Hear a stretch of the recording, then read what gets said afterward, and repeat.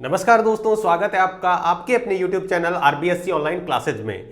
आज से अपन स्टार्ट करने जा रहे हैं आपके मैथ के इंपॉर्टेंट प्रश्नों की शानदार सीरीज। इस सीरीज के अंदर अपन डिस्कस करेंगे प्रीवियस ईयर आए हुए जो क्वेश्चन है चैप्टर वाइज, वो डिस्कस करने वाले हैं। तो आज के वीडियो में अपन स्टार्ट करेंगे कक्षा 10 के गणित का जो पहला चैप्टर है वास्तविक संख्याएं। इसके बात करेंगे प्रीवियस ईयर जो क्वेश्चन है विद सॉल्यूशन बात करने वाले हैं, या फिर अपन बात करें ये सीरीज इंपॉर्टेंट क्वेश्चन की सीरीज है जो 2025 की दृष्टि से एग्जाम के पॉइंट ऑफ व्यू से बहुत ज्यादा इंपॉर्टेंट है। आपको मैथ बहुत ज्यादा डिफिकल्ट लगती है, मैथ के अंदर आपको बहुत सारी परेशानी आ रही है, मात्र आप 6 टाइप के सवाल कर लीजिए, मैं गारंटी से कह सकता हूं इस चैप्टर में से पूरे नंबर आप आसानी से निकाल पाओगे। तो चलिए शुरू करेंगे प्रीवियस ईयर क्वेश्चन, बाद में साथ में इसका सॉल्यूशन भी देखते हुए चलेंगे। तो चलिए हम डिस्कस करते हैं सबसे पहले क्वेश्चन की तरफ जो ऑब्जेक्टिव टाइप क्वेश्चन पहले पूछे गए हैं। तो देखिएगा, सबसे पहले अपन डिस्कस करें यहां पे, तो हमें जो क्वेश्चन दिया गया है पहला क्वेश्चन, इसके ऊपर हम डिस्कस करें तो पहला क्वेश्चन दिया गया 196 के अभाज्य गुणनखंड खंडों की घातों का योगफल क्या होगा। अभाज्य गुणनखंड करने हैं, फिर उसकी घातों का योगफल निकालना है। तो देखिएगा, हम पहले इसके अभाज्य गुणनखंड करते हैं 196 के। अगर हम 196 के अभाज्य गुणनखंड करते हैं तो देखो 2 का भाग करेंगे तो कितना आ जाएगा 98 में 2 का भाग करेंगे 49 में 2 का भाग करेंगे 7 और 7 में 7 का भाग करेंगे तो आ जाएगा 1।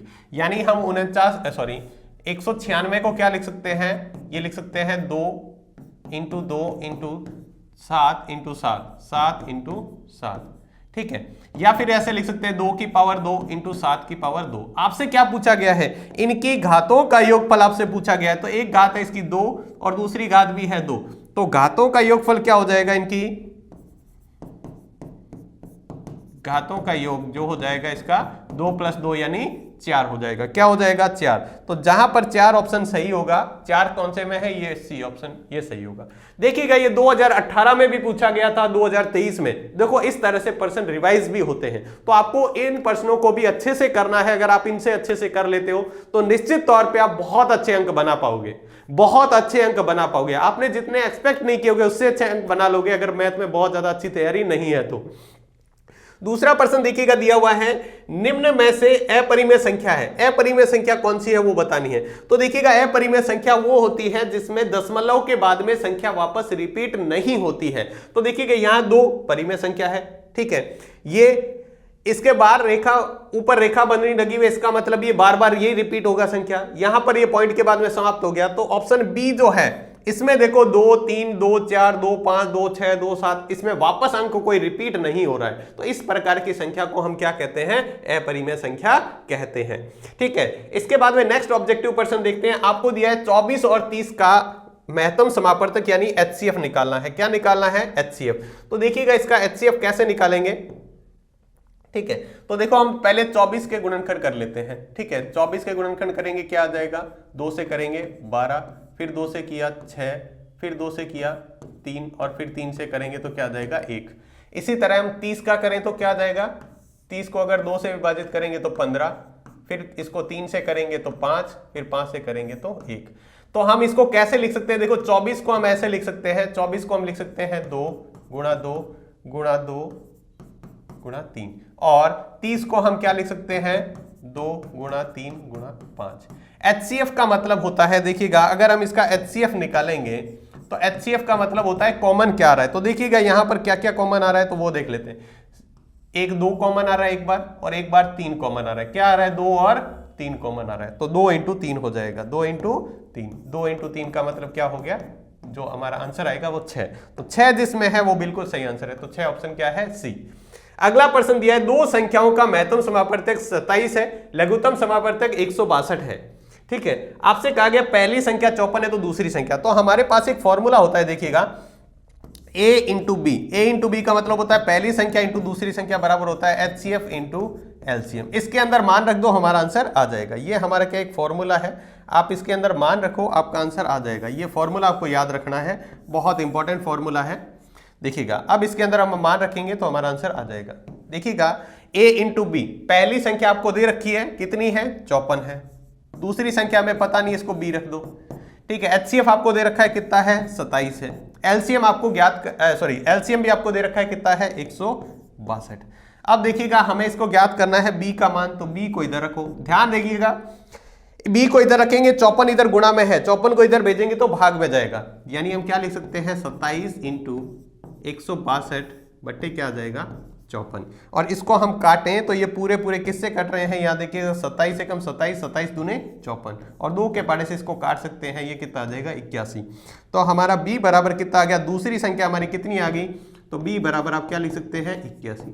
तो 81 जो ऑप्शन होगा वो बिल्कुल सही होगा। तो 81 देखिएगा किस में आ रहा है, ऑप्शन फर्स्ट के अंदर 81 आ रहा है, तो ये ऑप्शन सही है। तो इस तरीके के प्रश्न आपको पूछे जाते हैं। नेक्स्ट प्रश्न की बात करें तो अगला दिया हुआ है, ये देखिएगा मॉडल पेपर आपके 2025 में दिया गया है, पूछे जा सकते हैं, मॉडल पेपर वाले भी प्रश्न कई बार पूछ लेते हैं। आपको दिया न्यूनतम वह संख्या जिसे √27 को गुणा करने पर एक प्राकृत संख्या प्राप्त हो जाए। √27 को किससे गुणा करें, तो देखिएगा √27 के अंदर मैंने क्या किया, 27 के गुणनखंड कर लिए इस तरह से। पहले मैंने 27 के गुणनखंड किए, कितना आ जाएगा, 27 को मैंने 3 से भाग दिया 9 आ जाएगा, 9 को 3 से भाग दिया 3 आ जाएगा, 3 को 3 से भाग दिया तो 1 आ जाएगा। तो इसको मैं क्या लिख सकता हूं, देखिएगा तो मुझे इसको पूरा करने के लिए देखो ये पेयर बन रहे हैं, ठीक है, यानी हम क्या करते हैं वर्गमूल निकाले जोड़े बनाते हैं। तो 3 की एक और किससे जोड़ा बन जाएगा, अगर 1 और 3 हो, यानी मैं यहां पर आपको बात करूं तो मैं इसको क्या लिखूंगा 3 गुणा 3 गुणा 3।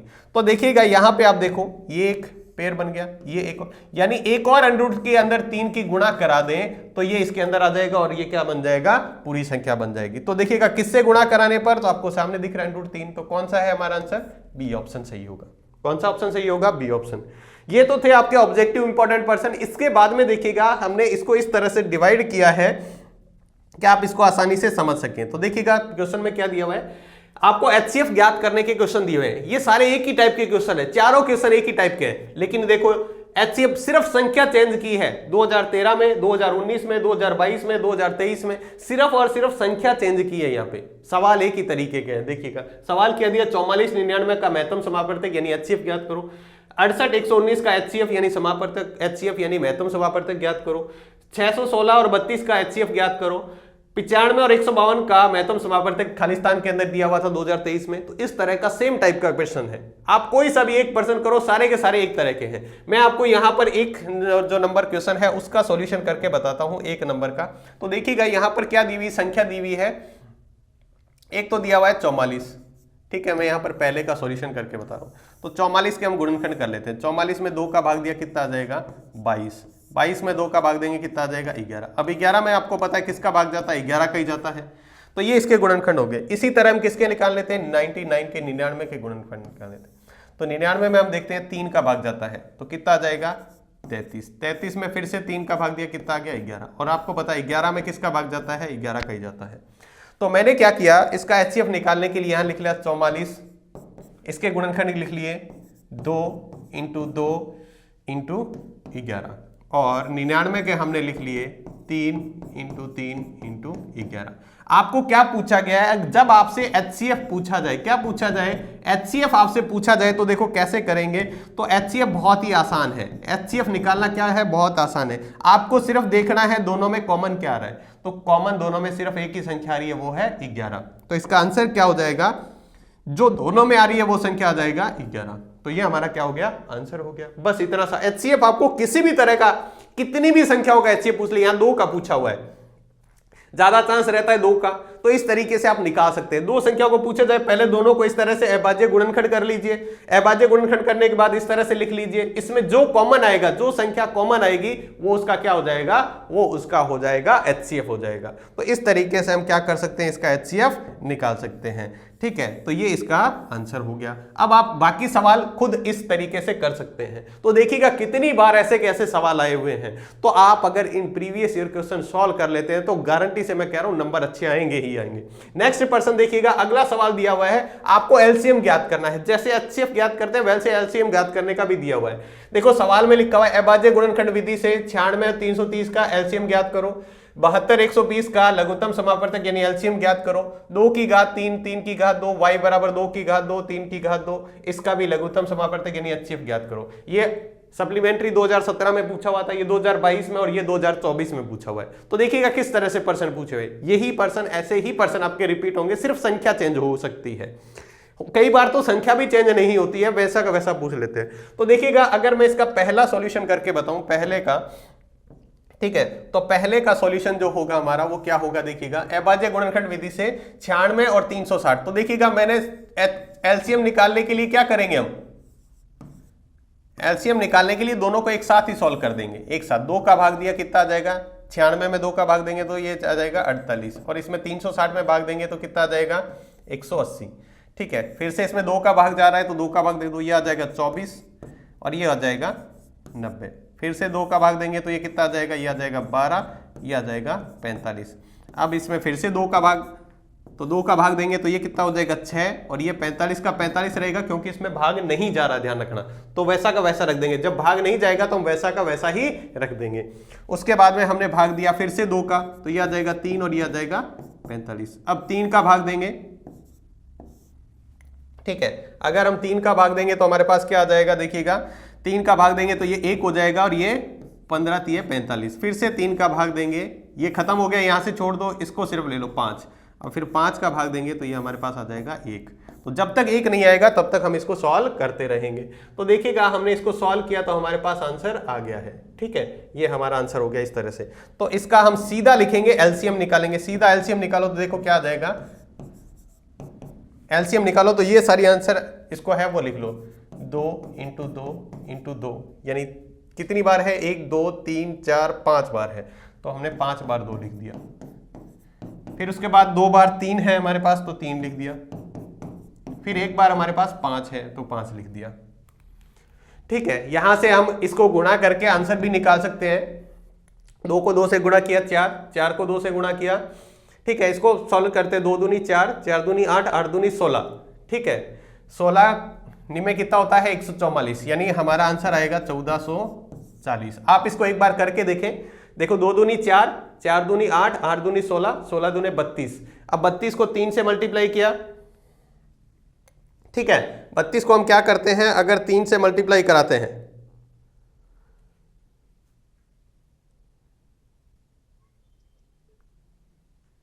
अगर हम 32 को 3 से मल्टीप्लाई कराते हैं तो देखो हमारा आंसर क्या आएगा, 32 गुणा 3। ठीक है, फिर उसको इंटू 3 करते हैं फिर से, और इंटू हम कर देते हैं 5, तो हमारा आंसर आता है 1440। तो आप इस तरीके से आंसर निकाल सकते हैं। क्या आंसर आ जाएगा हमारा 1440। तो एलसीएम कोई सा भी आपसे पूछे आप इस तरीके से निकाल सकते हैं, एलसीएम आप इस तरीके से निकाल सकते हैं। अगर हम इसके अंदर दूसरा क्वेश्चन सॉल्व करना चाहें, देखिएगा यही अगर मैं करवा के बताऊं, ठीक है, अगर ये मान लो तीसरा पर्सन जो है वो अगर सॉल्व करें, यहाँ पे थर्ड वाला अगर आपको सॉल्व करना है तो देखो किस तरीके से करेंगे। तीसरा पर्सन दिया हुआ है, यदि x बराबर, अब देखो x बराबर क्या दे रखा है, 2 की घात 3। ठीक है, तो मैंने 2 को 3 बार लिख लिया। ठीक है, इनटू, या आप चाहो तो सीधा लिख सकते हो 3, मैं ऐसे लिख देता हूं 2 की घात 3 इंटू 3 की घात 2, और y बराबर है हमारा 2 की घात 2 इंटू 3 की घात 2। अब आप सीधा इसमें भी एलसीएम निकाल सकते हो, सीधा इसमें भी एलसीएम निकालोगे तो क्या आ जाएगा, देखो एलसीएम निकालोगे तो देखो 2 की घात 2 आ रहा है, दोनों में कॉमन आए कोई जरूरी नहीं है, ध्यान रखना कॉमन आना कोई जरूरी नहीं है। तो हम क्या करेंगे, 2 की घात ज्यादा किसमें है, वो 3 वाला लिख दिया, और 3 की घात कितनी है हमारी, 2 ही है, दोनों में ही 2 2 अधिकतम घात, इसके अलावा कोई हमारे पास संख्या नहीं है। तो ये हमारा क्या आ गया, आंसर आ गया। ये हमारा क्या आ गया, आंसर। इस तीसरे का आंसर आप इस तरीके से निकाल सकते हो। देखो इसने तो हमें पहले से इसके गुणनखंड करके दे दिए, तो हमारे लिए और आसान हो गया। नेक्स्ट टाइप का सवाल है, इसमें आपको एचसीएफ एलसीएम दोनों ही निकालने पूछेंगे, एक सवाल में दोनों ही, जैसे ये 2014 में पूछा गया है, 2018 सप्लीमेंट्री में पूछा गया है। तो देखिएगा इसमें हमें क्या करना होता है, एचसीएफ एलसीएम दोनों निकाले होते हैं। देखो संख्या दी हुई है 180 72 252 का एचसीएफ एलसीएम ज्ञात कीजिए, या फिर अभाज्य गुणनखंड विधि से 144 192 के महत्तम समापवर्तक तथा लघुत्तम समापवर्तक, यानी दोनों ही निकालने हैं। तो देखिएगा अगर मैं पहला सवाल करूं तो मुझे क्या करना है, देखिएगा अगर मैं पहले का सॉल्यूशन करूं, यहाँ पे फर्स्ट क्वेश्चन का, ठीक है, तो फर्स्ट क्वेश्चन में मुझे क्या करना है, पहले 180 के अभाज्य गुणनखंड करने, तो 180 के अभाज्य गुणनखंड कर लेते हैं। देखिएगा इसमें 2 का भाग करेंगे कितना आ जाएगा 90, फिर 2 का भाग करेंगे कितना आ जाएगा 45, कितना आ जाएगा 45, फिर इसमें कितने का भाग करेंगे 3, तो कितना आ गया 15, 15 में फिर से 3 का भाग किया, कितना आ जाएगा हमारे पास 5, और 5 में फिर 5 का भाग करेंगे तो हमारे पास कितना आ गया 1। ठीक है, 5 में 5 का भाग करेंगे तो हमारे पास आ गया 1। तो ये हमारा क्या हो गया, 180 हो गया। इसी तरह हम 72 के गुणनखंड करें तो क्या हो जाएगा, देखिएगा 2 का भाग करेंगे 36, 36 में 2 का भाग करेंगे 18, 18 में 2 का भाग करेंगे 9, 9 में 3 का भाग करेंगे 3 और 3 में 3 का भाग करेंगे तो 1। इसी तरह हमारे पास 252 है। क्या है, 252। इसका अगर गुणनखंड करेंगे तो देखो क्या आ जाएगा, 252 है, 2 का भाग करेंगे 1 आ जाएगा, 2 आ जाएगा 6, 126। ठीक है, फिर 2 का भाग करेंगे तो कितना आ जाएगा 63, फिर 3 का भाग करेंगे तो हमारे पास कितना आ जाएगा 21, फिर हम इसमें 3 का भाग करेंगे 7 और 7 में 7 का भाग करेंगे तो 1। अब हम क्या करते हैं, इन संख्याओं को लिख लेते हैं, जैसे जैसे हमें दिया हुआ है वैसे वैसे लिख सकते हैं। 180, 180 को लिखा 2 इंटू 2 इंटू 3 इंटू 3 इंटू 5। ठीक है, अगर 72 को लिखना है तो 72 को क्या लिखेंगे, 2 इंटू 2 इंटू 2 इंटू 3 इंटू 3। और हमें जब लिखना है 252 को तो हम लिखेंगे 2 इंटू 2 इंटू 3 इंटू 3 इंटू 7। पहले हम इसका निकालते हैं एलसीएम, पहले हम एचसीएफ निकाल लेते हैं। क्या निकालते हैं, एचसीएफ। एचसीएफ में क्या होना चाहिए, कॉमन आना जरूरी है। क्या आना जरूरी है, कॉमन। तो देखिएगा हमें जो जो कॉमन दिख रहा है हम उससे आंसर निकालेंगे। तो 1 बार 2 आ रहा है, ठीक है, देखिएगा कॉमन जो आएगा वो हम इसका आंसर निकाल लेंगे। ठीक है, ये 1 बार 2 आ रहा है, दूसरी बार भी 2 कॉमन आ रहा है। अब कॉमन नहीं आ रहा है, अब क्या कॉमन आ रहा है, देखो 3 कॉमन दिख रहा है क्या आपको, 3 कॉमन दिख रहा है बिल्कुल। इसके अलावा कोई कॉमन आ रहा है क्या, नहीं आ रहा। तो ये हमारा क्या हो जाएगा, आंसर हो जाएगा। तो इसको लिख दो, आंसर क्या हो जाएगा 2 इंटू 2 इंटू 3, यानी एचसीएफ कितना हो गया हमारा, एचसीएफ हो गया 2 को 2 से गुणा किया 4, 4 को 2 से गुणा किया तो 4 को 3 से गुणा किया 12। हमारा एचसीएफ कितना हो गया, ये हमारा हो गया एचसीएफ। एलसीएम आपको निकालना है, क्या निकालना है, एलसीएम। तो एलसीएम के अंदर 2 आ रहा है, सबसे ज्यादा बार कितनी आ रहा है, 2 आ रहा है। इसमें 2 बार है, इसमें 3 बार है, तो 2 की पावर में सीधा लिख देता हूं, पावर में 3 आ गया। 3 देखो सबसे ज्यादा बार किसमें आ रहा है, 3 इसमें 2 आ रहा है, इसमें 2 बार, इसमें भी 2 बार, तो 3 2 बार है। 1 बार 5 है और 1 बार 7 है। इन सबकी आप मल्टीप्लाई करा के और ये क्या निकाल सकते हो, ये हमारा क्या हो जाएगा, ये हमारा हो जाएगा एलसीएम। ये क्या हो जाएगा, एलसीएम। तो इस तरीके से आप निकाल सकते हो। ये हो गया एचसीएफ और ये हो गया एलसीएम। तो 2 संख्याओं 3 संख्याओं कितना ही दे दे तो आप एचसीएफ और एलसीएम इस तरह से निकाल सकते हैं। ठीक है, नेक्स्ट इसके बाद में अगला क्वेश्चन देखते हैं, जिसमें आपको दिया हुआ है एचसीएफ और एलसीएम पर आधारित कुछ क्वेश्चन दिए हुए हैं, जिसका एक फॉर्मूला है, उसी पर आधारित क्वेश्चन है। देखिएगा क्या दिया हुआ है, 2 संख्याओं का गुणनफल पहले से ही दिया हुआ है, 2 संख्याओं का गुणनफल आपको दिया हुआ है। ठीक है, देखिएगा इसका फॉर्मूला मैं पहले ही बता देता हूं। फॉर्मूला क्या होता है, पहली संख्या इंटू दूसरी संख्या बराबर एचसीएफ इंटू होता है एलसीएम। ठीक है, ये हमारा फॉर्मूला है, इसी पर आधारित सवाल होते हैं। इसमें क्या है, इसी पर ही आधारित सवाल होंगे इसके अंदर। ठीक है, देखो क्या दिया होगा, 2 संख्याएं दे रखी होगी या 2 संख्याओं का गुणनफल दे रखा होगा, एचसीएफ दे रखा होगा, एलसीएम दे रखा होगा। इसमें से चारों में से कोई 3 चीज आपको दे के पूछे। यहां पर 2 संख्याओं को गुणनफल पहले से इसका गुणा करके दिया हुआ है, साथ में आपको एलसीएम दिया हुआ है, एचसीएफ पूछा है। क्या पूछा है, एचसीएफ, तो हम निकाल सकते हैं। दूसरे सवाल में देखो क्या दिया, 2 पूर्णांक संख्याओं का एचसीएफ और एलसीएम 12 और 336 है। यदि एक पूर्णांक 48 है तो दूसरी संख्या ज्ञात करनी है। यानी आपको एचसीएफ दिया हुआ है, एलसीएम दिया हुआ है, एक संख्या दी हुई है, दूसरी संख्या निकालनी है। हम ऑब्जेक्टिव टाइप में ऐसा क्वेश्चन कर चुके हैं। यदि 2 संख्याओं का गुणनफल 525 है, फिर से पहले जैसा सवाल, इसका एचसीएफ दिया हुआ है, एलसीएम निकालना है। अगला सवाल दिया है 2 संख्याओं का गुणनफल 12960 है, इसका एचसीएफ आपको दे रखा है, एलसीएम आपको ज्ञात करना है। तो देखिएगा ये 2014 में, 2017 में, 2018 में, 2020 में, 2014 के सप्लीमेंट्री में इनमें पूछा गया है। ठीक है, तो इसके लिए हम क्या करना है, हमें सिर्फ एक सवाल कोई सा भी ले लो, आप उसको सॉल्व करो। ठीक है, जैसे मैंने इसका पहला ही सवाल ले लिया, कोई सा भी सवाल ले लो।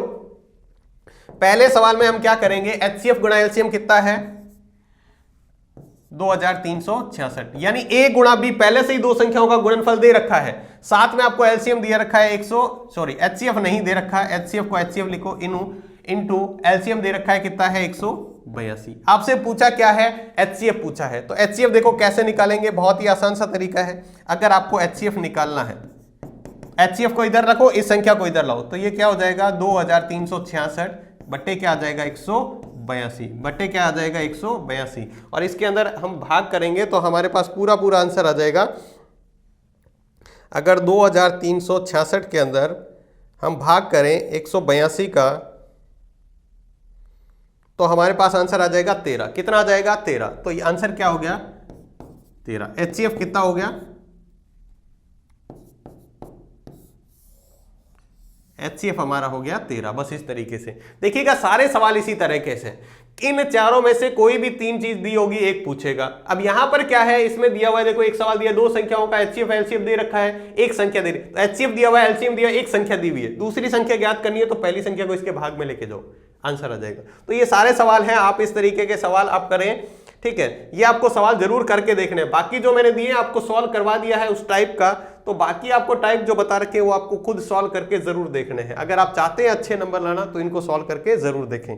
इसके बाद में हमारा अगला टाइप का क्वेश्चन है, वो संख्या दी हुई है, अपरिमेय संख्या सिद्ध करनी है। जैसे √5 एक अपरिमेय संख्या सिद्ध करो, √6 एक अपरिमेय संख्या, √3 एक अपरिमेय संख्या, √2 जो अंडरूट के अंदर एक ही संख्या आ जाए उसको आपको अपरिमेय सिद्ध करना है। देखो 2014 सप्लीमेंट्री में, 2016 में, 2017 में इस तरह के प्रश्न पूछे गए हैं। तो देखिएगा, इसको मैं करने का एक बहुत ही आसान सा तरीका आपको बताता हूं। इसमें थोड़ी लैंग्वेज ज्यादा है, तो आप क्या करेंगे, सबसे पहले जैसे पहला क्वेश्चन है, कोई सा भी आप इसमें से सॉल्व करते हो, जैसे पहला क्वेश्चन है, तो सबसे पहले लिखेंगे माना √5 एक परिमेय संख्या है। क्या है? परिमेय संख्या है। हमने मान लिया कि ये हमारी परिमेय संख्या है। परिमेय संख्या है तो क्या करेंगे, इसे a/b के रूप में लिख सकते हैं। a/b के रूप में क्या कर सकते हैं, लिख सकते हैं, जहां a तथा b अभाज्य संख्या है।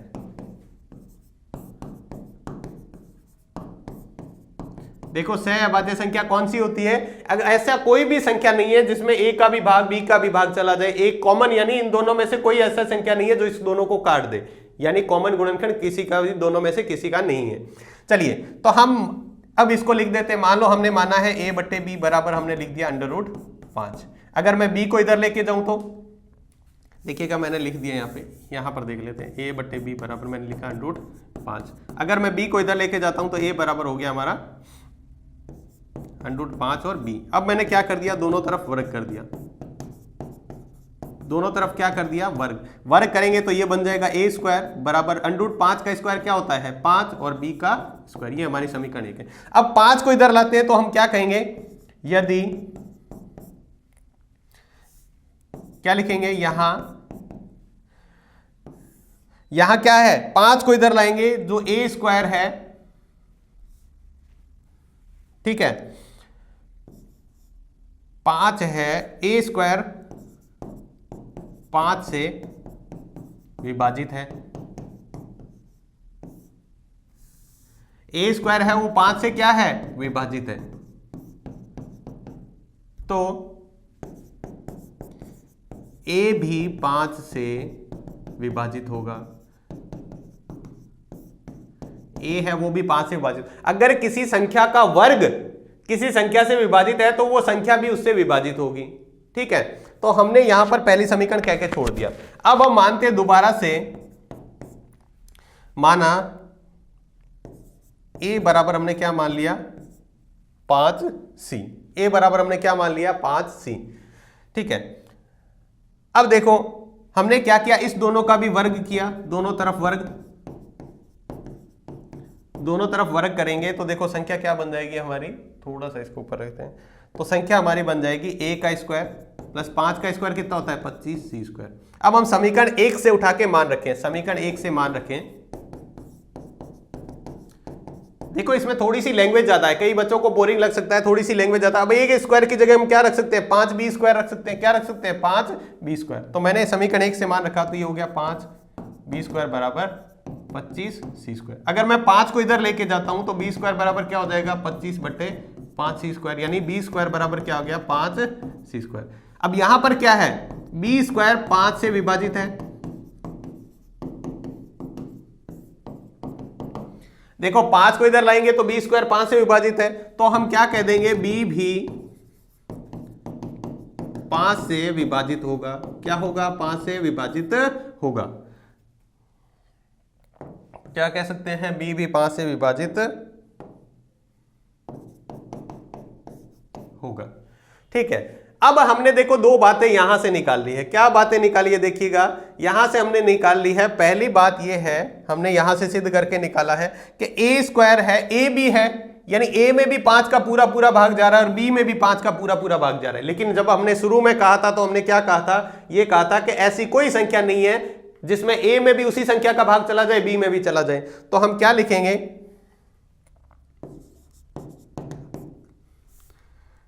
यहां ए तथा बी दोनों ही 5 से विभाजित है, जो कि हमारी कल्पना का विरोधाभास है।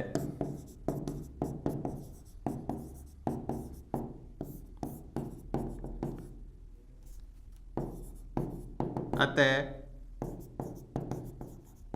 संख्या √5 एक अपरिमेय संख्या है। तो क्या देखो, जो हमने माना था, हमने शुरू में क्या कहा था, हमने ये कहा था ये से अभाज्य संख्या है, मतलब कोई ऐसी संख्या नहीं है जिसमें ए का भी भाग चला जाए और बी का भी भाग चला जाए। ऐसी कोई संख्या नहीं है जिसमें ए भी पूरा पूरा इससे विभाजित हो जाए, बी भी हो जाए। लेकिन यहां पर हमने आके कहा भाई ए में भी 5 का पूरा पूरा भाग जा रहा है, बी में भी जा रहा है। इसका मतलब क्या हुआ, ये हमने जो शुरू में हमारी मान्यता थी कि हमने ये माना था √5 एक परिमेय संख्या है, वो हमारी कल्पना गलत थी। तो ये क्या होगा, ये एक परिमेय संख्या नहीं होगी, तो क्या होगी, अपरिमेय संख्या होगी। ठीक है, तो इस तरह का कोई भी आपसे सवाल पूछा जाए तो आपको इसी तरह सॉल्व करना है। देखिएगा, अगर आपसे इस तरह का कोई भी सवाल पूछा जाए, √5 दे दिया, √6 दे दिया, √3 दे दिया, √2 दे दिया, तो आपको इस तरीके से करना है। और इस प्रश्नावली का अंतिम टाइप का जो सवाल आपसे पूछा जाएगा वो भी आपसे ये पूछा जाएगा, अपरिमेय संख्या सिद्ध करनी है, लेकिन उसमें एक संख्या नहीं, कुछ प्लस माइनस में संख्या और दे देगा। सवाल आपको वही तरीका लगाना है। देखिएगा, हम सवाल उसी तरीके से करेंगे। सबसे पहले वही वापस, चाहे ये दिया हुआ, देखो ये 2017 सप्लीमेंट्री में और ये 2019 में पूछा है, 2 नंबर में आपसे ऐसा पूछा जाए तो सबसे पहले आपको क्या लिखना है। जैसे पहला सवाल है तो सबसे पहले वही लिखना है लाइन, माना कोई सा भी सवाल ले लो, जैसे 5 - √3 एक परिमेय संख्या है। क्या है, परिमेय संख्या है, तो इसे P/Q लिख दो, A/B के रूप में लिख सकते हैं।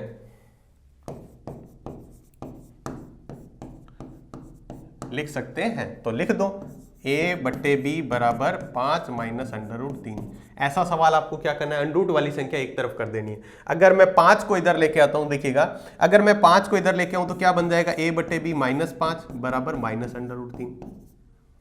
ठीक है, अगर मैं 5 को इधर लेके आया, प्लस का था, इधर आया तो माइनस का। अब देखो यहां पर माइनस है, पूरी समीकरण में अगर मैं माइनस की गुणा करा दूं तो कोई फर्क नहीं पड़ता है। देखो ये माइनस का A/B हो जाएगा, ये 5 माइनस का था, प्लस का हो गया, बराबर ये माइनस का था, ये प्लस का हो गया। मैंने क्या किया, पूरे में माइनस की गुणा करा दी, या फिर कह दो इस माइनस को इधर लाके गुणा करा दी।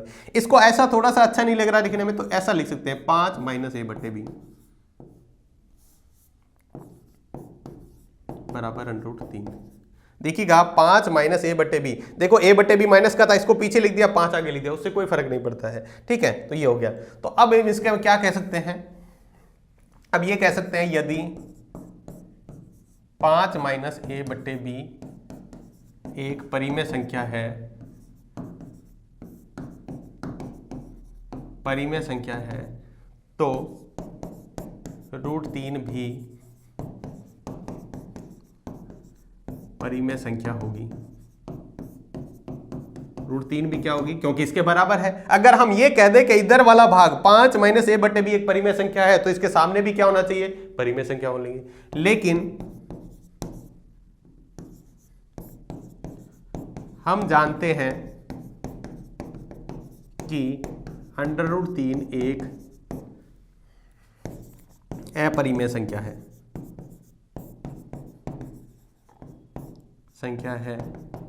तो 5 - √3 भी एक अपरिमेय संख्या होगी। क्या होगी, अपरिमेय संख्या होगी। इस तरीके से आप इस तरह के सवाल कोई भी कर सकते हो। तो अगर आपको पहली प्रश्नावली में से कोई सवाल आता है तो मैं गारंटी से कह सकता हूं इन 6 टाइप से अलावा 7वां सवाल आपको देखने को नहीं मिलेगा। तो आप इन 6 सवालों की बहुत अच्छे से तैयारी कर लो। ये 6 टाइप के सवाल हैं, इनको बहुत अच्छे से तैयार कर लो। गारंटी से है एक भी पर्सन बाहर नहीं आने वाला। पिछले लगभग 10-12 सालों के जो क्वेश्चन आए हैं इस चैप्टर में, जो अब रखे गए हैं, हालांकि पहले सिलेबस में अलग था, लेकिन पिछले 10-12 साल के जितने भी टाइप के क्वेश्चन हैं वो सारे के सारे हमने सॉल्व कर लिए।